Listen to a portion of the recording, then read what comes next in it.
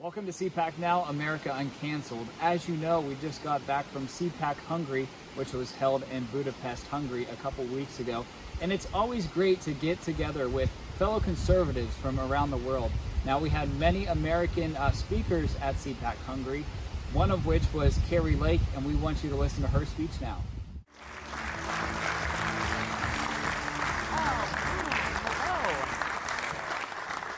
Good morning, everyone. This is a full house. Good to see you all. Greetings from America.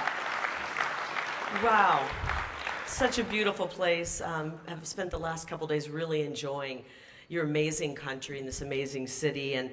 And I come from, as you know, Arizona, which is a border state. But when I was a child, I grew up in a river town, not so similar to Budapest. It was in Iowa, which is a rural part of our beautiful United States of America. I was the youngest of 9 children, 8 girls and 1 boy. Yes, he turned out normal. So usually the first question they ask, how did the boy turn out? He turned out great, and I'm so blessed to come from a big family. We didn't have a lot. My father was a history teacher. My mother was a nurse, but we were raised with a good work ethic, and we knew that if we worked hard, then we could enjoy the American dream. And so I set out as a youngster to be a journalist because I love to tell people stories. I love to dig for the truth and present that. And with the grace of God, I became successful in my career and was the leading news voice in Arizona for nearly 27 years, which was such a blessing. And then something happened that changed all of our lives. COVID struck. And as I was reading the news and explaining what was happening to the good people of my state, I started to realize that some of that news wasn't really true, that there wasn't the full story being told. And so I made a very difficult decision to walk away from my career that I love so much. I just decided that if I can't be fully truthful with the people, then I don't want to lend my heart, my soul, my voice, and frankly, my reputation to propaganda, which is what it was becoming. And so it took a great deal of courage to step away because I'm going to be honest, I was walking away from a large paycheck. And that was not easy to do, to walk away from that. But I prayed to God, and I said, God, give me a hint, give me a sign if I'm doing the right thing. And one day in my office, I opened up my Bible, and the first verse I saw was 1 Timothy chapter 6, verse 7. You bring nothing into this world, and you take nothing out of it. And I thought, what good is a paycheck if we're losing our country? So with that, I walked away. I stepped away from my career.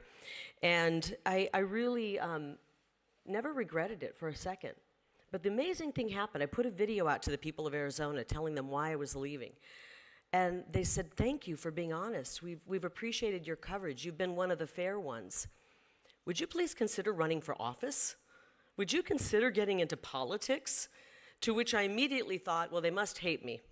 If they want me to leave the corrupt world of news and go into the even more corrupt world of politics, they must think I'm crazy. But I decided this is really what our founding fathers in America had planned. They planned for real moms, dads, citizens to step forward and run for office. And so I took a great leap of faith. I stepped into the political arena, and we created the greatest movement of mama bears and dads, and a great political movement where all kinds of people got involved. Students got involved. It was truly one of the greatest political movements the state of Arizona had ever seen because it was really set up with policies similar to what you're doing here in Hungary. I had no idea when we decided that our top priority was going to be to secure our southern border, to stop the invasion at Arizona's border. Our borders in Arizona at the time were being controlled by the drug cartels in Mexico, and the fentanyl was pouring across and it was killing our babies, our children. And I said, this is nuts, we gotta stop this. And so with that, I said, we're gonna build the wall, we're gonna protect our citizens. I wanna be that mama that would protect my family, and I wanna be that kind of a governor for Arizona. And so we had an amazing movement, and we were going to do all kinds of great things to strengthen the family, much like what you're doing here, so that families were able to work and raise their family and have a healthy environment for their children and have an education where our kids are not being indoctrinated, but rather they're getting skills training so that when they get out of school, they can go out and be contributing members.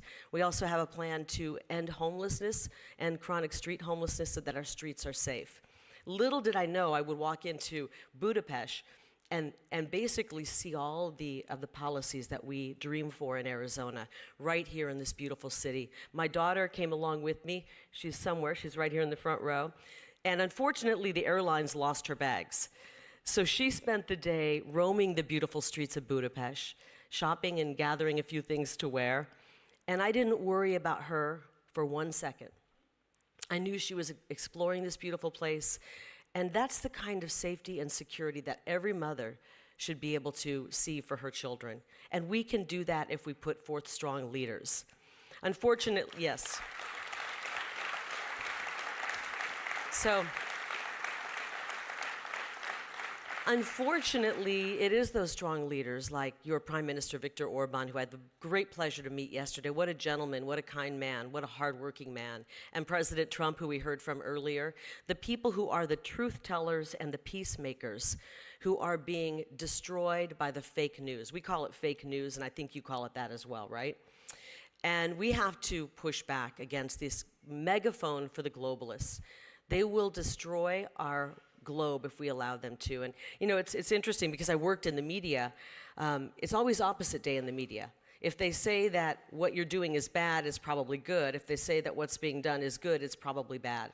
And I always said on the campaign trail, before they stole our election from us in Arizona on November 8th, I said, you need to vote for the people who the fake news is attacking. Those are the people who are fighting for you. The Viktor Orbans of the world, the Donald Trumps, the Kari Lakes, the people who are willing to take the heat, take the hits in the media. It's almost gotten to a point where if you're not strong enough to take criticism from the fake news, if you're not strong enough to not worry about being canceled on social media, then maybe you're not strong enough for the fight. And so we need to get strong. We need strong leaders. We need strong mothers and fathers who aren't afraid of the criticism, who aren't afraid to be called names because they stand up for their children's education. They don't want their children to be indoctrinated in school. And we have that. That's growing in America, and I'm so happy. You know, one of the things my team does every day is they print out the news headlines. I haven't gotten them. Colton, hand me the headlines real quick. It's almost comical. Hang on. Every day they print out the headlines, and I feel like I'm on Planet Crazy. I call it Planet Crazy because if you believe what the fake news says, you really do start to think we're on Planet Crazy. Here we go. This is just on CPAC. Hungary hosts European CPAC in hopes of rallying global far right. Orban's vilification of migrants is at center stage in CPAC and returns to Hungary. I mean, this is crazy stuff. Vilification? How about Orban is pushing an agenda that helps the people of his country, that protects the people of his country? That's how that headline should have been written. Hungary's autocratic leader tells U.S. conservatives to join his culture war. Now, I would write that with a strong leader like Viktor Orban encouraging mothers and fathers and people around the globe to protect their families. But see, they don't know how to write headlines.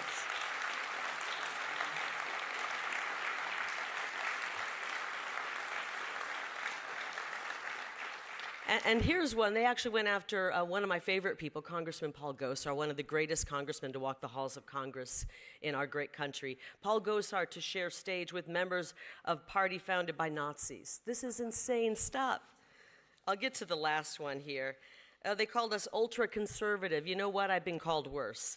Here's one, and this one hits us. Kari Lake and Paul Gosar to appear with far-right politicians. You know what? I'll take that. So far, we have been right about everything.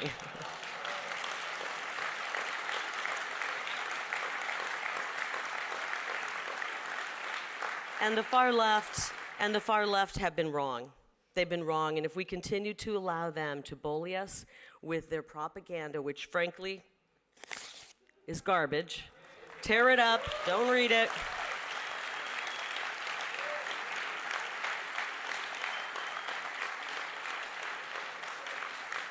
If we allow them to continue this, we will lose our country. We will lose our children's future. And so we need to fight what the media is saying. It's all lies. And they wonder why we don't believe them when they start to talk about the war in Ukraine. We start to really wonder if they're telling us the truth about everything. And I'm going to tell you right now, and I'm out of time, but as a mother from Arizona, We've sent $170 billion to Ukraine, while we have a wide open border and we have drug cartels running our state. We can't afford to do that anymore. We need to invest in America. And I believe that the first way out of this war, to bring the peacemakers in, and I understand that Prime Minister Orban has offered up this beautiful city for peace talks. The only way to stop that war is to turn off the money to it. And I believe that in America, we need to turn off the money to this war and bring together Zelensky and Putin, sit them down here in this beautiful country, in this beautiful city, and sit them at a table and say, come to peace. We need peace in this world. The mothers demand peace for our children. I thank you so much, Hungary, for inviting me. And I just want you to know, I have great hope, and I'm going to end it with this because I know that God doesn't make mistakes. God put each and every one of us here, at this pivotal moment in human history, in American history, in Hungarian history, that he put us here for this fight. We are fully equipped for this fight, and everybody can play a part in it. So let's continue fighting for our children and for our countries. Thank you, Hungary. Thank you, Miklas, and thank you, CPAC, for inviting me. Appreciate it.